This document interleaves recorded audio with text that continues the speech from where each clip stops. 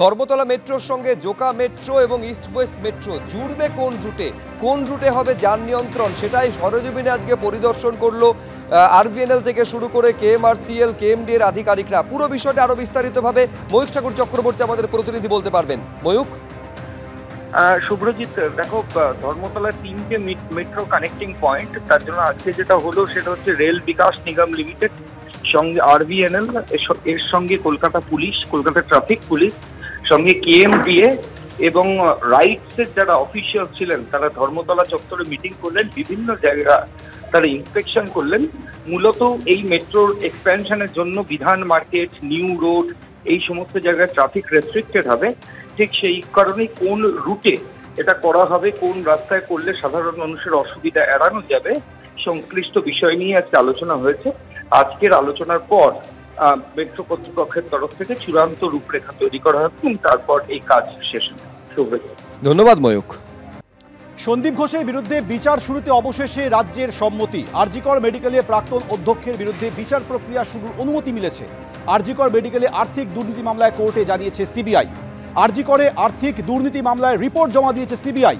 সেই রিপোর্টে বিস্ফোরক অভিযোগ করে সিবিআই বলছে 3 ভেন্ডারের কাছ থেকে বরাত পিছু 8 থেকে 10% কাটমান নিতেন সন্দীপ ঘোষ। হাসপাতালের জন্য বরাদ্দ টাকা অন্য জায়গায় ব্যবহার করতেন তিনি। 70%-এরও বেশি বরাত পেয়েছেন বিপ্লব সিংহ এবং সুমন হাজরা। কয়েকজন হাউস স্টাফের কাছ থেকে মাসিক টাকা আদায় করতেন আশিস পান্ডে।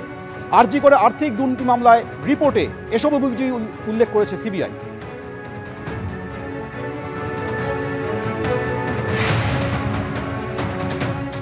এদিকে আরজিকরে দুর্নীতি মামলায় ইডির ভূমিকায় বিরক্ত হাইকোর্ট। ইডি চার্জশিটও দেয় না আর বিচার প্রক্রিয়াও শুরু করে না। মুর্শিদাবাদ মেডিকেলের ডেপুটি সুপার আখতার আলীর মামলায় মন্তব্য বিচারপতি তীর্থঙ্কর ঘোষের। চার্জশিট জমা না পড়ায় আগেই সন্দীপ ঘোষ এবং অভিজিৎ মণ্ডলের জামিন। আরজিকরে দুর্নীতি মামলায় সিবিআইয়ের পাশাপাশি তদন্ত করছে ইডিও, কিন্তু ইডির ভূমিকায় এবার অসন্তুষ্ট কলকাতা হাইকোর্ট।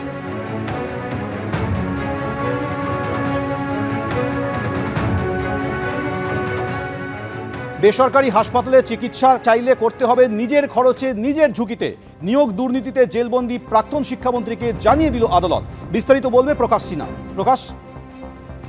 তারপর তুমি জানো, আজকে পার্থ চট্টোপাধ্যায়ের তরফে একটি পিটিশন ফাইল করা হয়েছিল। আবেদন জানিয়ে পার্থ চট্টোপাধ্যায় বেসরকারি হাসপাতালে নিজের চিকিৎসা করানোর আবেদন জানিয়েছিলেন এবং আজকে পার্থ চট্টোপাধ্যায়ের আইনজীবী তিনি কোর্টে দাঁড়িয়ে বিচারককে জানান যে পার্থ চট্টোপাধ্যায় তিনি এসএসকেএম হাসপাতালে ভর্তি রয়েছেন এবং প্রায় 1 সপ্তাহ হয়ে গেছে, তিনি কিন্তু সুস্থ হচ্ছেন না। এবং তারপরেই আমরা দেখলাম বিচারক রিপোর্ট চেয়ে পাঠালেন। এসএসকেএম হাসপাতালের যে রিপোর্ট এসে পৌঁছয় সেখানে কিন্তু হাসপাতালের তরফে জানানো হয় যে তারা চিকিৎসা করছেন এবং প্রোগ্রেসিভ ইমপ্রুভমেন্ট রয়েছে। কিন্তু তারপরেও আমরা দেখলাম যে পার্থ চট্টোপাধ্যায়ের আইনজীবী তিনি কিন্তু বলেন যে না, তারা বেসরকারি হাসপাতালেই চিকিৎসা করাতে চান, তাদের কিন্তু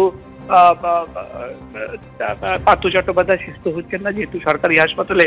তারপরেই আমরা দেখলাম বিচারকের নির্দেশ যে পার্থ চট্টোপাধ্যায়ের নিজের খরচে এবং নিজের ঝুঁকি নিয়েই কিন্তু অন্য কোনো বেসরকারি হাসপাতালে যেতে পারেন এবং বাইপাসের ধারে আরএনটেকর হাসপাতাল, সেখানে তাকে শিফট করা হবে, এমনই কথা কিন্তু পার্থ চট্টোপাধ্যায়ের আইনজীবী তরফে জানানো হলো। সব আদালতের নির্দেশ যে পার্থ চট্টোপাধ্যায় নিজের খরচে এবং নিজের রিস্ক নিয়েই কিন্তু অন্য হাসপাতালে যাবেন এবং সেখানে তিনি নিজে চিকিৎসা করাবেন। সমেন। ধন্যবাদ প্রকাশ।